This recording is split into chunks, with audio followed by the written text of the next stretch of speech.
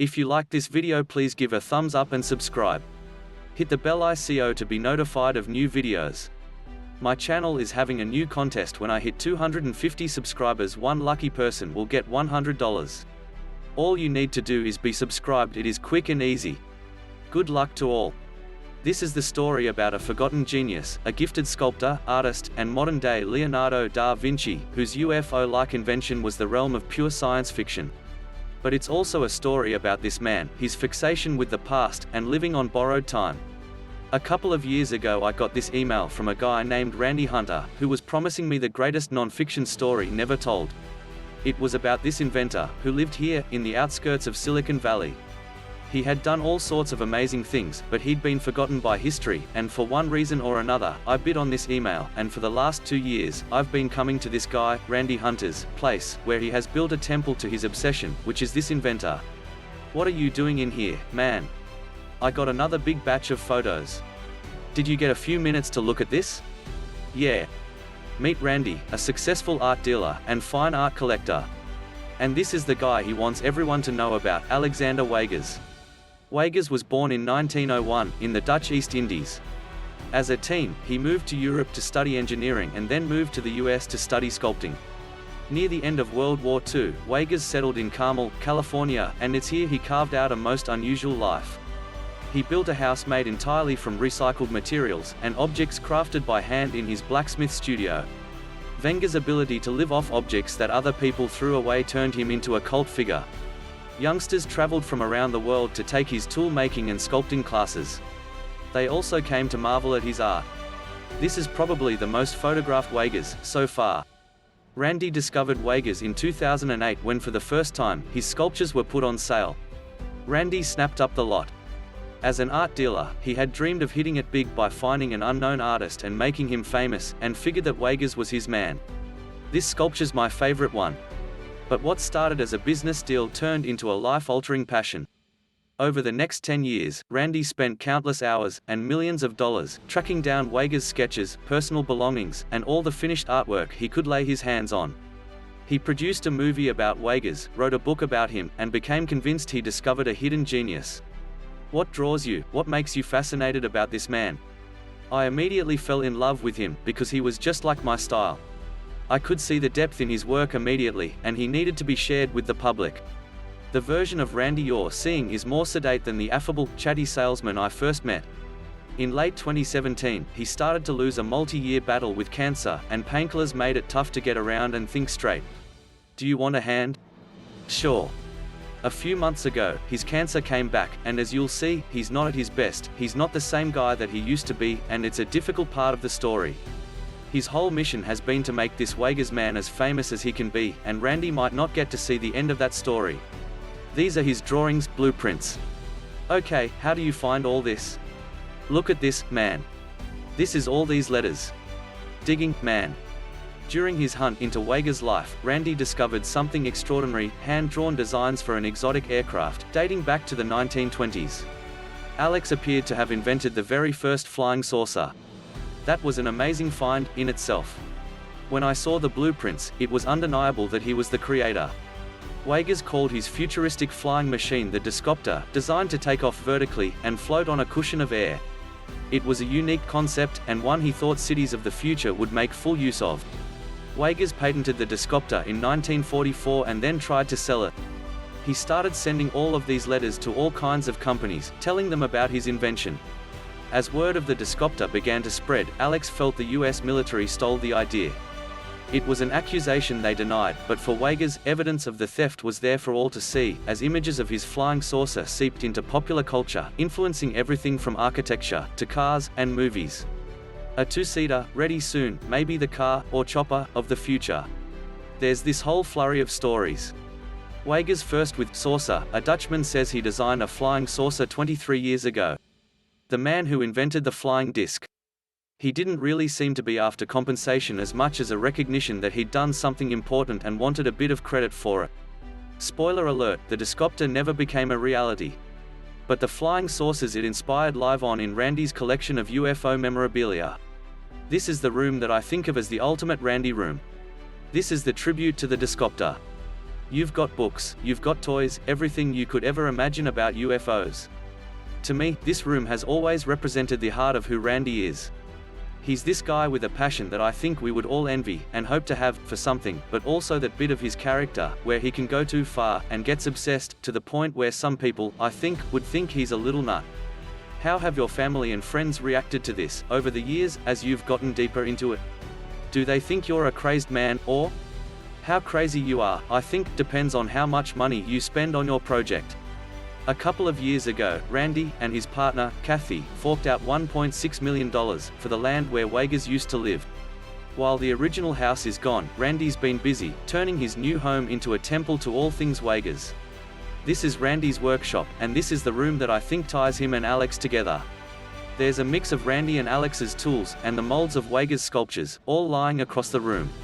Outside, work has started on rebuilding Wagers' artist studio and blacksmith shop, and there are plans for a brand new Wagers museum, and a UFO fire pit is also in the works. It'll be shaped like a Discopter, and when you're actually burning fire, it would be obvious, from 100 feet in the air, that there's a flying saucer on this property. You might think Randy has more money than sense, and let's face it, he hasn't managed to make Alexander Wagers and the Discopter household names. At least not yet. But in Wagers, Randy discovered a kindred spirit, a man who chose to live by his own rules, and who created a legacy, using his own two hands. What would you say to Alex if you saw him now? I wondered if you had dreamed about that moment or anything. I did dream about meeting him. Yeah? Figured it was the spirit of Wagers, basically telling me I'm doing the right thing, and I should continue with my mission. Article number 2: Are extraterrestrials making contact with Earth, or is it something else? What about this 2004 Nimitz report? Let's open it up. We're going to use the same methodology here that I use in my conflict analysis. So, before we can determine where extraterrestrials have contacted mankind, we must first eliminate terrestrial technology as a source for what we see happening in our airspace, and the 2004 Nimitz incident is the best evidence we have to begin to answer that question. Look at this. It's incredible. There it goes. Look at that. In 2004, the USS Nimitz aircraft carrier was stationed off the coast of San Diego, California, when one of the ship's fighter jets engaged a strange object in the sky, capturing footage of the incident on its infrared camera. This is not some crazy person with the cell phone on Instagram. This is a $15 billion aircraft carrier with its radar systems, everything state-of-the-art. What is that? We went out there primarily to do individual ship training. I started noticing these really anomalous tracks, unlike nothing I'd ever seen before. And these objects were coming into my radar coverage. There were probably 10 objects in the sky. Wow. In the back of my mind, I was thinking I want to intercept one of these things, and so I launched an intercepting aircraft. He started approaching this object, and that's when everything changed. This thing did a barrel roll right around his aircraft, then went straight down to the surface of the ocean. He went following it down, and as soon as he went like that, this thing popped straight back out of the water, back up to 28,000 feet. Did it make a sound? No, it was completely quiet. Something going that fast is going to sound like boom boom boom boom boom boom boom boom boom. It's going to have a whole bunch of sonic booms. No sonic booms. Can you talk us through the technology that you witnessed? If you can imagine a 47-foot-long tic-tac that didn't have any wings, that didn't have any propulsion system, that could travel point A to point B in a matter of a second, even though it was miles and miles away. And if anything biological would have been in that thing, given Newtonian physics, classical physics, it would have turned you into mush. There's no way you could withstand that type of G-force. I think the human body can withstand about 8 gs. This thing had about 1350 gs. You'd been paced. It literally gives me chills listening to this. I mean, this is absolutely extraordinary. The fact that we have military personnel that witness multiple objects, and not only were they eyewitnesses personally, but we have it official video. It doesn't get better than that. Article number 3: Woman. Authorities say they don't know what they are, but there appears to be a growing problem of unidentified objects flying through the sky. Narrator. All across America in 2019, civilians and military personnel were witnessing bizarre craft. In Texas, 13 reported sightings of flying discs. In Florida, 27 fireballs, 40 sightings of floating triangles over California. Man, what the bleep is that, homie? Narrator. But in North Carolina, there were over 50 sightings of something else, glowing orbs. Howdy there, Sean. Good to see you. Oh, yeah. You, too, man. What a gorgeous day. Yeah, this is beautiful, man. Narrator, Lou Elizondo is meeting with a former Marine who wants to be known simply as Sean. In his over 10 years of military service, he never saw anything like what he witnessed one night off the Carolina coast. So, Sean, I know a little bit about your background. But do you mind giving me just a brief picture of your life in the military? Yeah, joined the Marines in '91. I became a reconnaissance Marine in '96. It's a Marine that's a forward observer, behind enemy lines, surveillance, the information collection. Narrator, in September 2019, Sean was heading home after a fishing trip. Sean, coming in, and instead of going to the boat ramp, I just went on into Carolina Beach. I kind of tooled around. It was a beautiful evening. I noticed an orb over my head. Like, not directly over, but maybe 150 feet in the air, kind of following me. I was traveling about 5 knots. Like, oh, okay, somebody's got a drone. And the first thought was, like, oh, I couldn't hear it. I mean, obviously, my motor is super quiet. So if a drone was buzzing, 150 feet, I'd be able to hear. It was a round, circular orb, reddish-orange. And it had a haze glow around it. Wasn't sharp edges at all. Man, maybe 5 feet in diameter? Lou Elizondo, so it had color to it. Sean, yeah. Oh, yeah. Orange-ish red. So I took note of it because, I'm a reconnaissance Marine as well. So I stop, look, listen, smell, the basic instinct, where it's follow me forever. I felt it was following me. I was traveling about 5 knots 20-30 seconds. Yeah, that's deliberate. I mean, usually, if it's going to go in front of you or behind you, then, but you said it matched your speed. Yeah. That thing took off faster than anything I've ever seen. Like, it traveled as fast as, a trace around. Lou Elizondo, that's fast. Sean, yeah. Lou Elizondo, thousands of feet per second. Even bullets, when they break the sound barrier, they have that crack, that miniature sonic boom. There was no sound, yeah. That's what I want to ask you. Absolutely no sound at all. Or, thrust like power thrust, or something. Lou Elizondo, Sean is a trained observer. He's just wired differently. He sees this really weird, strange light. And the way he described this object really fell neatly within several of those observable. Narrator, Elizondo immediately recognizes 2 of the 5 observables: instantaneous acceleration and hypersonic velocity. Lou Elizondo, instantaneous acceleration, because he said within a blink of an eye it went from a hover directly over his boat to disappearing over the horizon. And of course, hypersonic velocity. He actually used the term, a tracer bullet, just taking off, but without any type of trail. Sean, I didn't think anything of it until it left. The whole question is, what did I see? Is it possible that these things have a very rational explanation, i.e., flares? Sean, every flare I've launched has a trail. And it left. Flares come. They don't go. You don't expect a flare to simply hover. It falls with gravity because it abides by the laws of physics. And flares don't just take off at breakneck speeds in one direction and disappear.